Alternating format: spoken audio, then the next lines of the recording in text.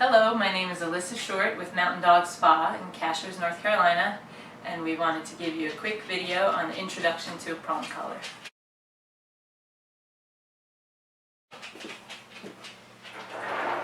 This is the prong collars we use, and all prong collars are not created equal. This is the Herm Sprenger brand prong collar, made in Germany.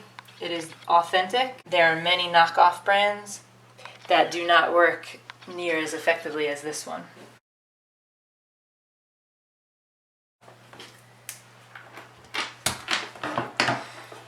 Now, there's two rings on the prong collar. This is a swivel ring, and it actually moves. And this is a stationary O-ring, which acts as the brakes between the chain here. It stops the chain. We never attach the leash here. It's always attached to the swivel to get the correct fit and working mechanism.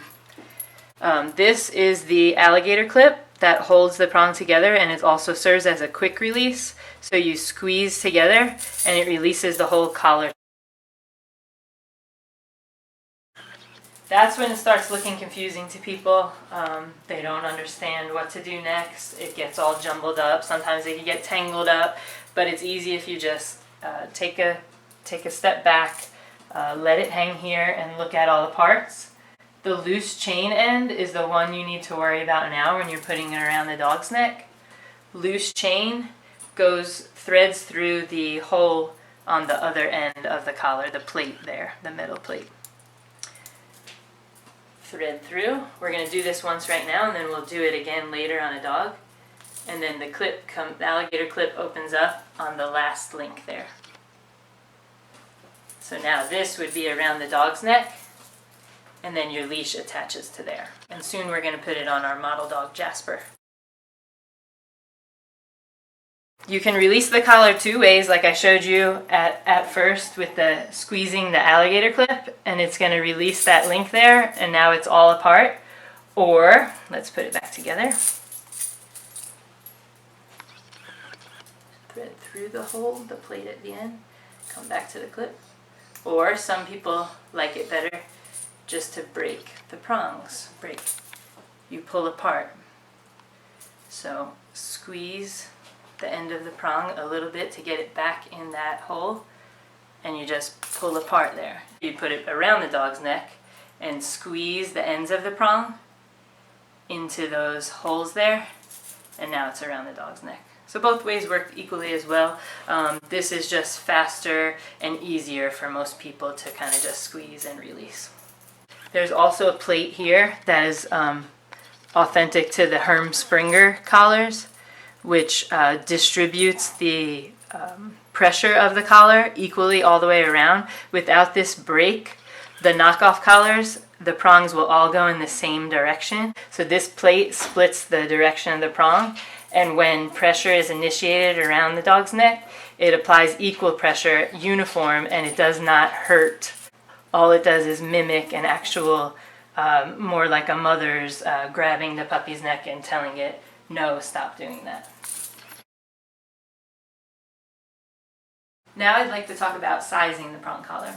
The collars are sold with extra prongs in them and longer, and you usually have to take out links to actually size them to your dog's neck. You custom fit them, and it's really easy to do. Sometimes you may have to add links if you have a really big dog.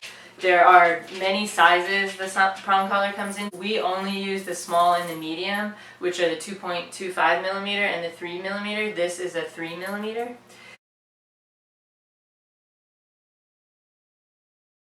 So the links are actually easily taken in and out, just like I showed you when you're breaking the collar apart like that, through the prong. So you squeeze in and squeeze out. Right, like that. It takes a little bit of getting used to at first, but once you learn kind of like the pressure of how much to squeeze it in and out, it becomes easy to, sometimes it's easier if you get one side in there first and then kind of squeeze that other side with your thumb. And then taking it out is just forceful. You just pull it right out. But practice that a few times and you'll get it pretty quickly. So you would remove links to fit them on your dog. We'll remove one for now and then put it back together, and then we're going to size it on Jasper. Okay, we'll get that prong that we've already removed one link out of and try it on him. See how that's fitting. So again, we'll hang it out like that and put it around his neck. And we're going to thread through that plate on the end like I showed you with the chain end here. Thread through there and then come back to our clip there. So see how I'm pulling that out right there? It's a little loose because you want it to actually fit tighter than looser to get the correct, yeah, I think that's pretty loose there. These are going to be put to the very highest part of the neck, right under the ears. That's where the dog is most sensitive to pressure, and that's where you'll be able to use the lightest leash pressure on the dog, and the dog will respond better. So I'm going to remove it again by squeezing that clip right there, which will release everything, and then we'll take another link out.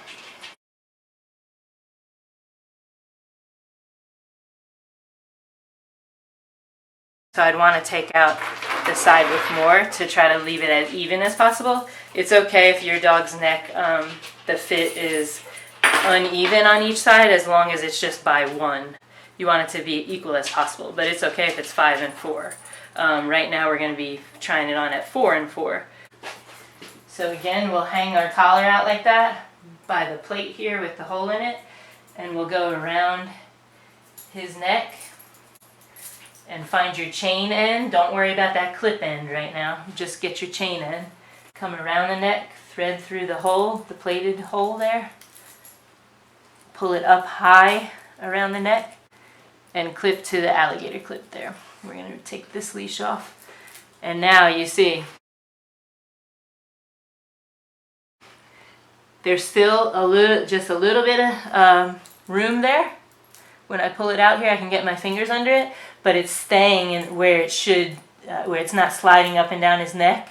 It's staying nice and tight, and then that'll give you a good popping action later when I show you how that works. So the leash always clips to the swivel here. Good.